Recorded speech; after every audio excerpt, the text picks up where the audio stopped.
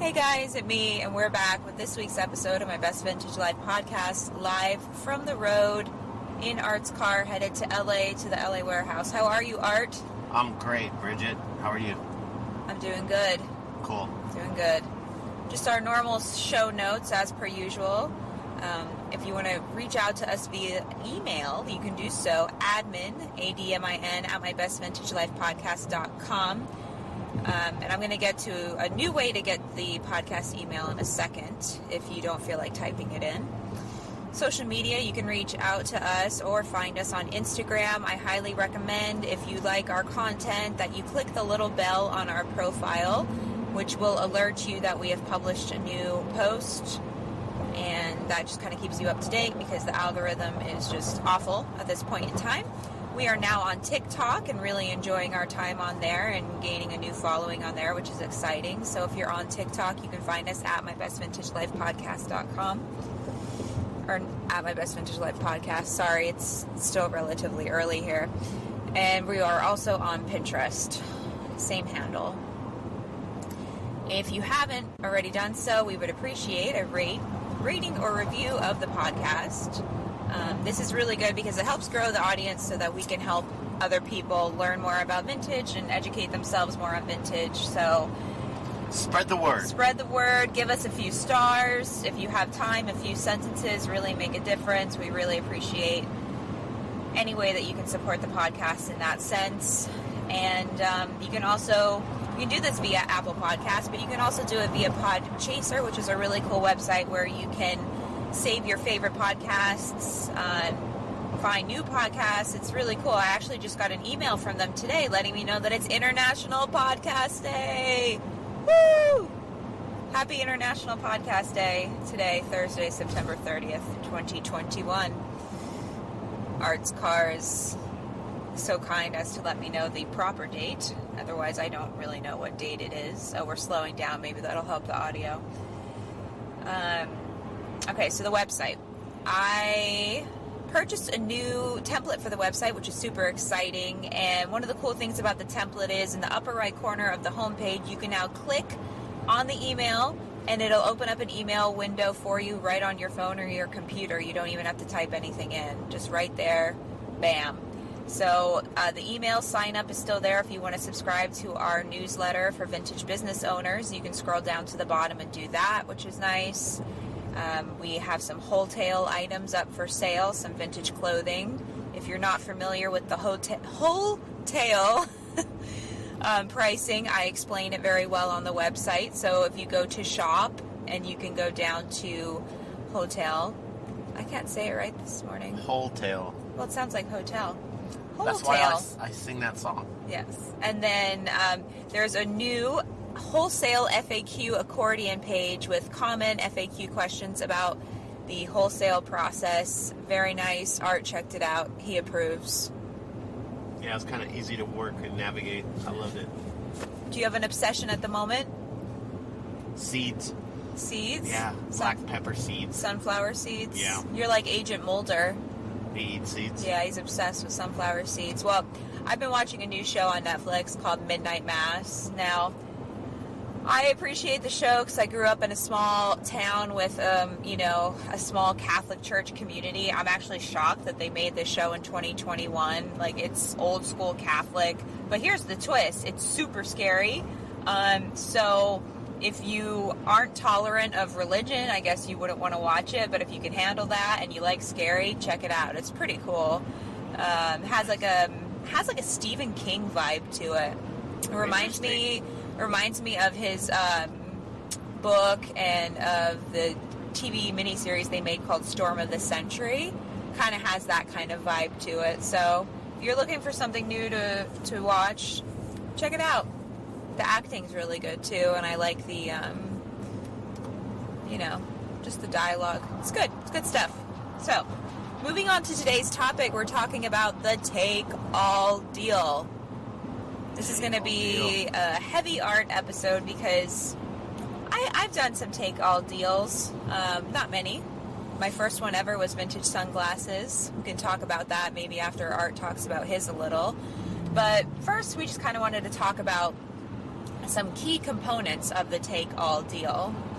So first off, and one of the main reasons why I wanted to talk about this today is because some of my mentees and just some of you in general have been reaching out to me about the take-all deal, and unfortunately a lot of you guys are reaching out to me after you already did it, whether you spent too much money per piece or you turned down a really good deal, and I don't want that to happen to you anymore. I want you to be educated so you know how to handle it in case you can't get in touch with us, or it's like in between one of our mentor sessions, whatever it may be.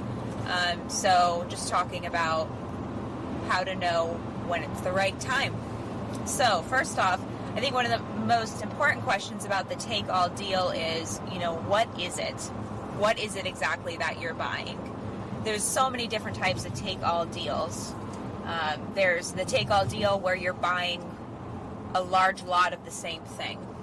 There's a take-all deal where you're buying an assorted lot. There's the take-all deal where you don't quite know what you're getting.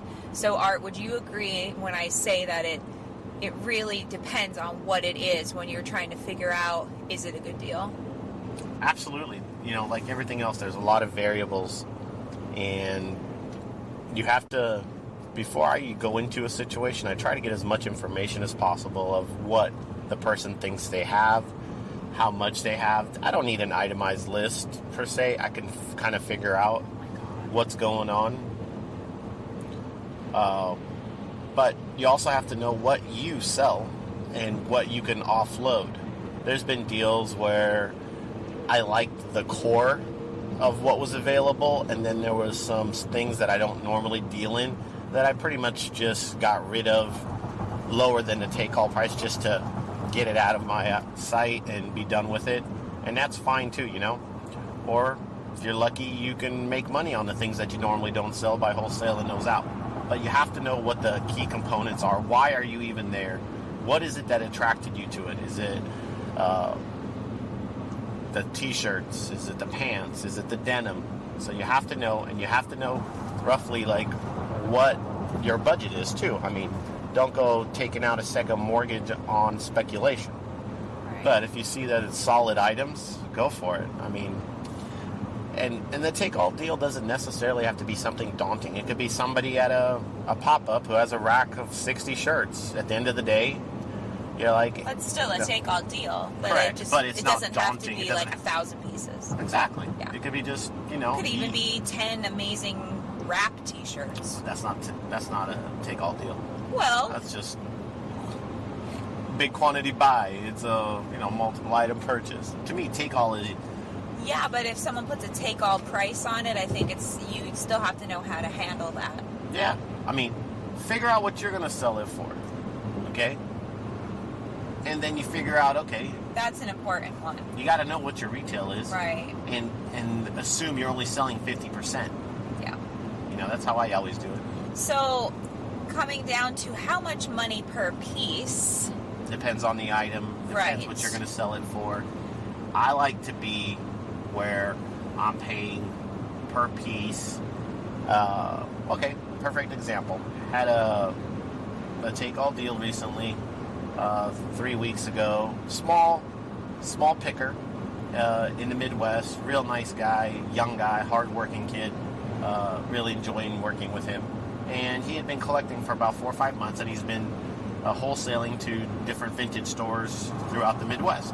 But he'd accumulated about 500-600 pieces. And I said, hey, instead of me picking and choosing, let's just buy everything so I can kind of get a taste of, and I saw his taste of what he was picking by random pictures. So I knew I was safe. So what I did is I offered him a price that, worst case scenario, I can wholesale everything at exactly the same price, but it was worth the shot just to kind of get a feel for him, and then now I can educate him on what I like and what I don't like. So it was mostly t-shirts, so I paid $5 straight across. Now there wasn't anything crazy, but there was a lot of good, solid $10, $15 shirts. So to me that worked for me because I'm a wholesaler. Now if you have a store, that's not going to work for you. You're going to want to be closer to the $3 range because you don't have an outlet for those cheap take-all shirts. Yeah, so something that I told a few of my mentees recently is it's always better to start lower, because if someone doesn't like the low price, they might ask you for a little bit more and you can go higher, but obviously not to where you're uncomfortable. But if you start so high, and you have to realize a lot of people, not everyone, but a lot of times these take-all deals, like if it's someone's estate or it's someone's kid selling something, if you tell them $10 per piece, they're going to be tickled pink by that, especially if it's 50, 100 pieces, because they don't see the value in it that you do. But they get excited when they hear, oh, $10 per piece. Wow. So I don't recommend going so low as to be offensive, but you start low. You know, it's kind of like a haircut, right? Yeah, but you go in chunks. You don't want to cut all your hair off right away. If you want to go shorter, you just work your way up to it. Yeah, but you also, one thing to take into account is, that was a great point you made. Who's the person selling it, right? So if it's another dealer, or is it a retailer, or is it someone who's just getting rid of their family's clothing, like you said, at an estate sale, a yard sale, whatever, those you can go much lower because they don't have that attachment to it. They didn't really pay anything for it, so anything they get is great. Right, but if you start too high, they're not going to say anything. They're going to be Why would they? They're going to be like, holy shit. You know, they're going to go home and brag to their family like, oh my God, you're not going to believe what someone gave me for these dresses. Again, if you offered $25 for a dress and you took 100 of them, and you know you can sell majority of those dresses above $100, great for you. That's good karma. You made them happy. You know, you don't have to lowball everybody. Be fair. If you're making money, let them make some money. That's been my motto, and it's worked for the last 25 years. So, you know, I don't really haggle. That's one thing that cracks people up, is I don't haggle. I tell a price that I can pay, and I let the person decide if they want to sell it to me or if they want to come down. If they don't, no hard feelings, no nothing. I've never really had to ever up a price or go down on a price. I just tell them, look, this is what I can sell it for, and I'm 100% honest about it. I said, if you like to sell it at this price, I'll do it. And me and my brother have done that with these small little deals, and where we had 13 truckloads, 53-foot truckloads. Offered them a price. They said no. Called back a month later. They said, you know what? Go ahead, take it. We never did anything back and forth. It was just, that's what we can pay. You have to know what you can pay. And then in terms of payment, this was one of the points that I know that you were listening to you, and you were talking about payment. Yes. How to pay, what to pay. Yes, that was the next point in my notes. Oh, okay, see? I was listening. It all depends who you're dealing with. If you've known the person before, and you've dealt with them, then be comfortable with having the cash with you. Or now it's so super easy with Venmo and PayPal. But do not take large amounts of cash with someone you've never met. It's just not safe. These days, unfortunately, there's so many different people looking for easy ways to take things from people. So don't put yourself in that situation. No amount of clothing is worth the risk to you or your family. Do not do it. Okay? There's been horror stories I don't want to get into, but do not do it. Just tell the person, I'm sorry, I didn't know if I was going to buy anything or not. Do you take Venmo? I have Venmo. Or here's a credit card. Or find a place to meet safely where you feel more comfortable, or take someone with you. That always deters people from doing bad things. And then if it's a large amount, just negotiate all that out. Say, okay, let's say it's something over $5,000. All right, how comfortable are you with having $1,000 in your pocket? $2,000. It's your comfort level as well. And then figure out if the person wants a cashier's check, a wire, after you inspect everything. Yeah, no personal checks. No, don't get personal checks. Too much information on there. Yeah. Don't do that to yourself. And people are, not saying the person you're dealing with is unscrupulous, but there are people who do take advantage of situations. You truly never know. Yeah, you don't. Like I said, unless you've done business with the person before. We've had multiple take-all deals with the same people. So after a while, you kind of, know who you can trust and who you can't. Yeah. Yeah. So every take-all is different, but don't hesitate to pull a trigger if you know you can make money. I have another question in my points that I think is a good one. Yeah. How do people know if they need this? How do they know if they need the take-all, the items in the take-all deal? What if it's not necessarily a question of money? Okay. What if it's a question of, do I need it?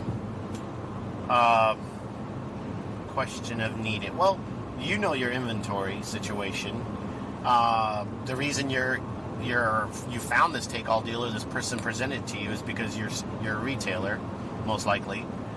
So you were out there looking, and this popped up in your face. Now, if there's not a significant amount of things that you know you can sell really well and quickly, then that would be the impetus not to buy it. But if there's a big chunk that'll get majority of your money back, then that's when you pull the trigger. Everyone has a different threshold for what they need to, flip the switch in a sense. I know I'm that way. If there's enough meat on the bone, that's fine. Because with the bone, later on, I can make some soup. It's an Arrested Development reference, for those of you that don't know. No, I thought it was Curb Your Enthusiasm. No, Arrested Development. What? Carl Weathers. That's not Arrested Development. That's Curb Your Enthusiasm. Yeah, if you save that bone, you have a good stew. Carl Weathers, he's coaching Tobias. Oh, it is! Yeah. Oh, man, I thought it was that other guy, the other bald guy. Oh, Larry? Yeah. No, You're he's right. amazing. I can't think of his name in real life. He's so fucking funny. I can't believe I doubted your... Yeah, my bad. Pop culture reference, especially comedy. Yeah, my bad. What was I going to say? You got me off my beaten path. Sorry. So let's say you're a timid person, right? Timid person. You're timid. You don't like... Timid or scared to spend money? No, not scared to spend money. Timid in terms of you're a little nervous about your interaction with the take-all deal, and you meet up, and the people give you a price, and you're not happy with it, but you don't like confrontation. You're timid, and you are just not willing to step up and negotiate. What's your advice for those people? Get out of the business. That's my advice. Sack up. It's part of the business. You have to be able to communicate with people. You're not going to insult anybody. Give them a price. If they say $2,000 and you're only wanting to pay $1,500, just ask. All they can say is no. There's nothing to fear.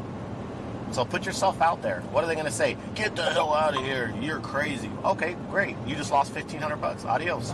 And then move on. You don't need that bad juju in your life. Yeah, You have to.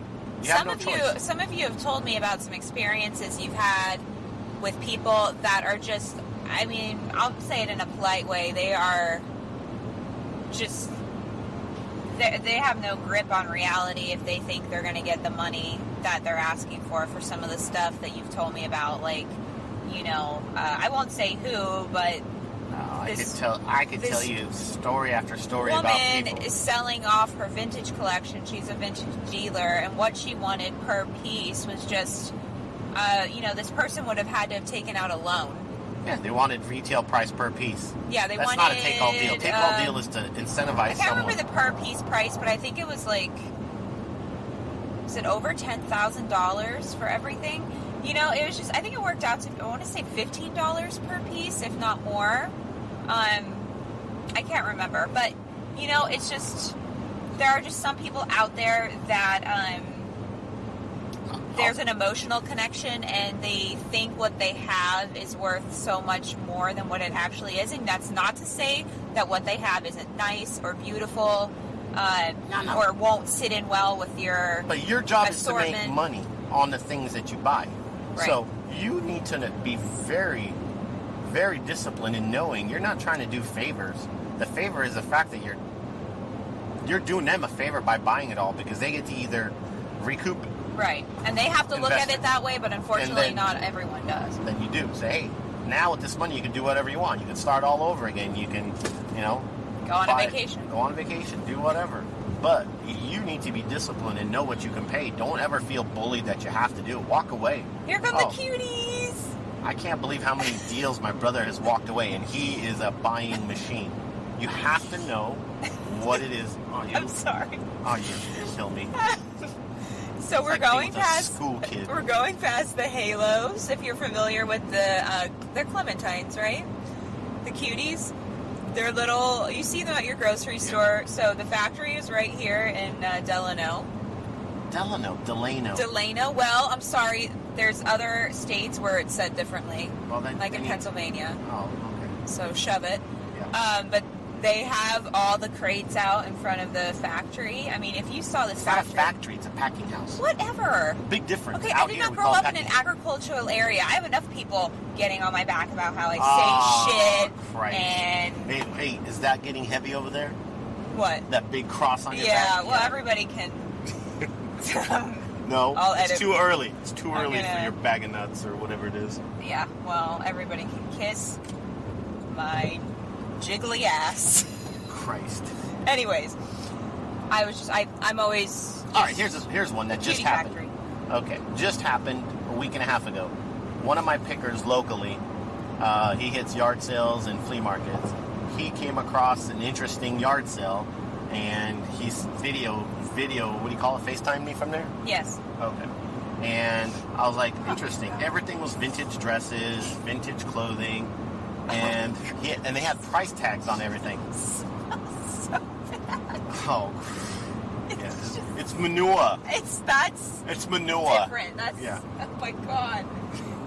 Oh, man. Okay, I'm sorry. He FaceTimed you. Yeah. So I'm like, interesting. I said, these people either had a store or they sell online or something, and then sure enough, he gets the details, and they had an Etsy store for almost 20 years. Oh, yeah. No brick and mortar. And so I said, oh, the dresses were great. I mean, you could tell they were in good condition. I said, okay, well, and the next thing you know, he says they have way more than this. They have crates, 50. But I said, okay, find out how much they want per piece. Well, he found out that they wanted $15,000. I'm like, what? And it was barely 300 dresses, right? And at the same time, I'm like, that's a lot of dresses, and dresses are not my forte. But the fact that you're selling them at a yard sale, and then all of a sudden you want $15,000, I'm like, huh? I think people sometimes come up with these numbers. It's like based off of a debt they have or something. They're like, oh, that's my credit card bill right now, so that's what I'm going to ask for. Like, sometimes these numbers are just so obscene. I'm like, that's the only thing I can think of where people come up with, you know. So, well, the funny part is this. So I said, all right, man, offer him $2,500. He's like, what? I said, yeah. He goes, they'll hit me. I go, you're a grown-ass man. These ladies are not going to hit you. All they could say is no, or they're going to come down.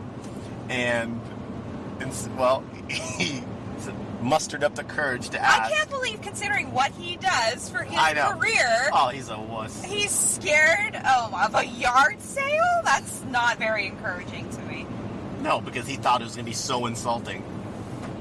But at the same time, it's like, I'm looking at him through the phone. So he asked, they dropped all the way down to 10. So they dropped 5,000 from just a simple question, right? And I can see if he gets back on the phone and he's sweating. And I'm like, come on, man. I go, you walk the yard with the most dangerous people and you're sweating from two ladies. So I passed on the deal. I just wasn't in the mood at the time. I mean... But luckily he got me the card. He got me their information. So if I want to revisit it and actually take my time and go look at it, it's there. Oh, God, I hope nobody listening knows these people. But you gotta ask. Well, hopefully they're not listening and they don't come beat the shit out of you, Art. Good luck. These intimidating yard sale people. Oh, my God. Oh, do you remember those two guys from Steinfeld with the with dresser? The armoire. Yeah, the armoire. Yeah.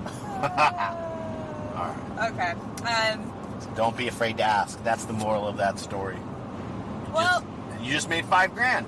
Yeah. If you would have pulled the trigger. And sometimes you really luck out. Like my first take-all deal was a great one with my sunglasses. I was at a vintage show. I got invited to a vintage show in New York City because of my old blog. And I took a friend with me. We took a bus up for the day and made a trip out of it. So what they basically said is if we invite you to this, we just ask that you take pictures and write a blog post about it.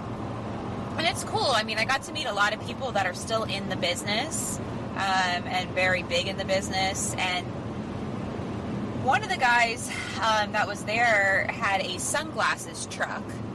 So it was a, kind of like the clothing truck, food truck type model. But he sold sunglasses, and it was cool. Like the truck they had, I swear to God, I think he said they put like 40 or 50 grand into it. It had TVs in it. But they were mostly selling, cheap sunglasses. And mostly, did you burp? No. God almighty. It's mostly selling cheap sunglasses on like Long Island or out at the Hamptons. They would go, to the beach. Their big selling season was summer, or to Brooklyn. But the reason why he was at this show was because he was trying to sell vintage sunglasses, and they were beautiful. Italian, French, You're 60s, still talking 70s. about the sunglasses? God. Oh my God. We're going to be there in 2 hours. That's Art's brother calling him. He'll call you when we're there. Yeah.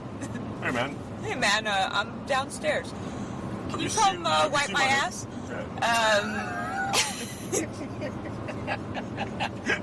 So the guy has these beautiful sunglasses laid out on the table, and I said, wow, these are amazing. I've never seen anything like it in person. And he said, well, frankly, we don't like these. They're hard for us to sell. People want the cheapies.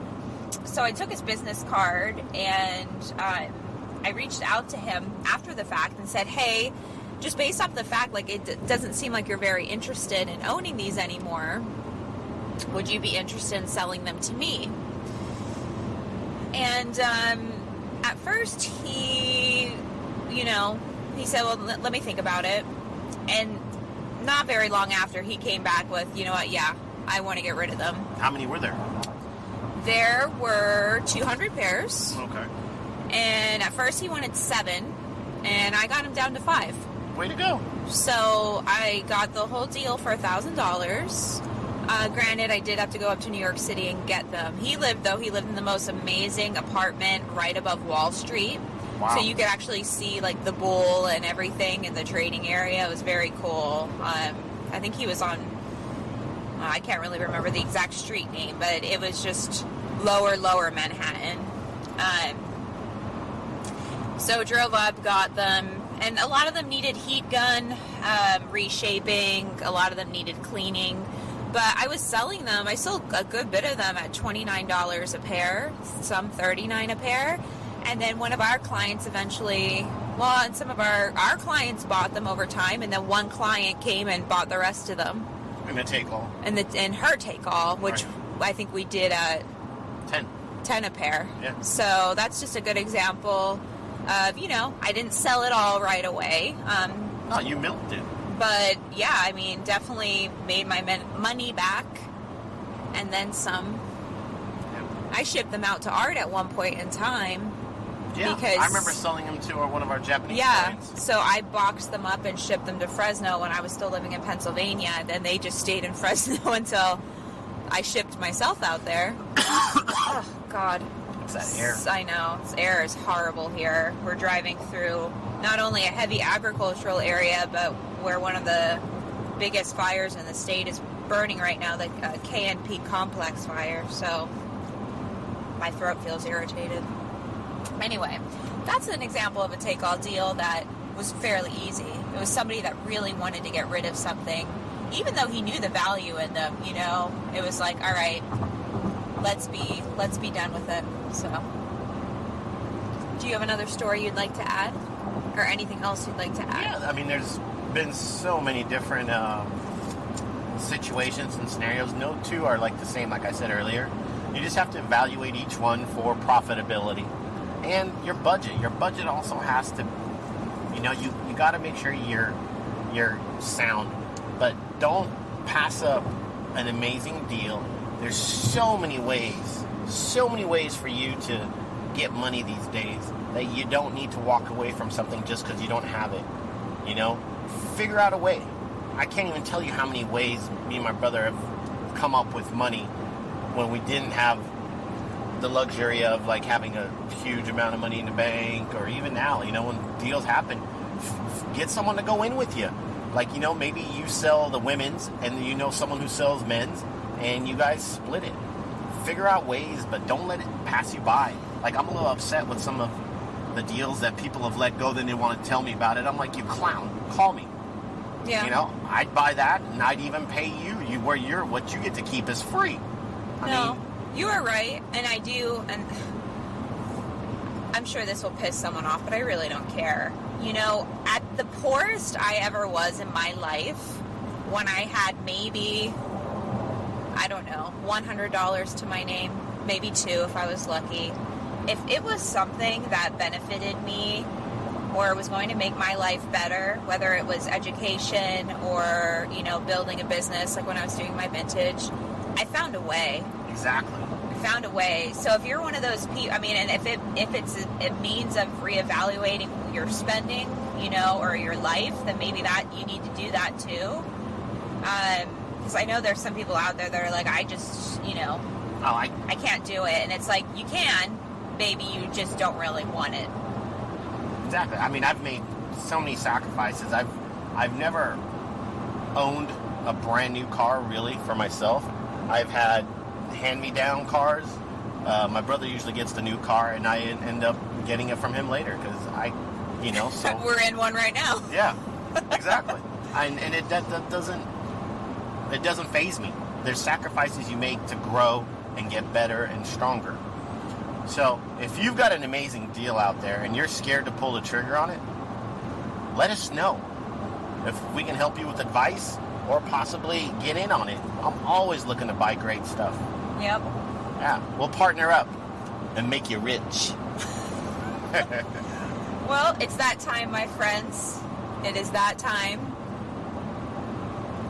It's Podbean time. Patron program time. You know, I don't have any patrons.